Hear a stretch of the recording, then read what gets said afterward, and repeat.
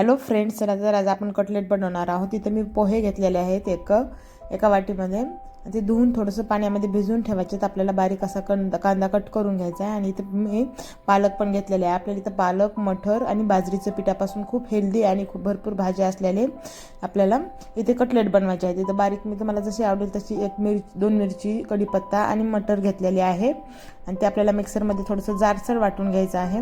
तर ते आपल्याला पोहे घ्यायचे, ते स्मॅश जाडसर वाटलेलं मिश्रण घेऊन टाकायचे। पालक, कोथिंबीर, कांदा, थोडंसं बाजरीचं पीठ, एक वाटी पीठ, धनेपूड, जिरेपूड आणि थोडीशी हळद, तिखट घेतलेला आहे आणि चवीपुरतं मीठ। तुम्हाला कोणते मसाले ॲड करायचे असले तर ते करू शकता। आणि ते एक लिंबू घेतलेला आहे मी पूर्ण।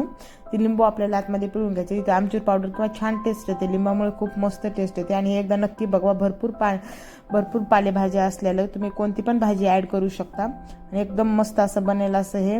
आणि हे मुलांना डब्यासाठी आणि ब्रेकफास्टसाठी आपण घरी सकाळी सकाळी बनवू शकता आणि घरी, आणि एकदम हेल्दी ब्रेकफास्ट आहे हा। याच्यामध्ये आपल्याला चीज मी ऑप्शनल टाकले, तुम्हाला आवडत असेल तर टाका किंवा नका टाकू, काही नाही, ऑप्शनल आहे। इथं तुम्ही मेथी टाकू शकता, काही टाकू शकता। तुम्ही ज्वारीचं पीठ किंवा बेसन पीठ पण ॲड करू शकता। मी इथे केलेलं आहे बाजरीचं पीठ। बाजरीचं पीठ पण हिवाळ्यामध्ये खूप हेल्दी असतं आणि मटर पण छान भेटते।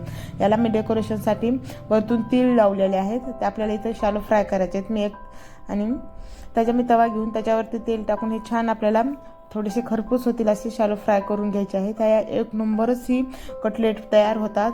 तुम्हाला माझी रेसिपी आवडली असेल ना तर नक्की ट्राय करा। बघा, हे आपले सर्व बाजूने भाजून झालेले आहे ते आतमधले। तर आपण आता याला काय करायचं आहे, सर्व करायचे आहे। ते तुम्ही दह्यासोबत पण खाऊ शकता किंवा टोमॅटो सॉससोबत पण खाऊ शकता। तुम्हाला जर ही रेसिपी आवडली असेल ना तर नक्की शेअर करा, लाईक करा। बघा, एक नंबरच आणि क्रिस्पी आणि एकदम हेल्दी।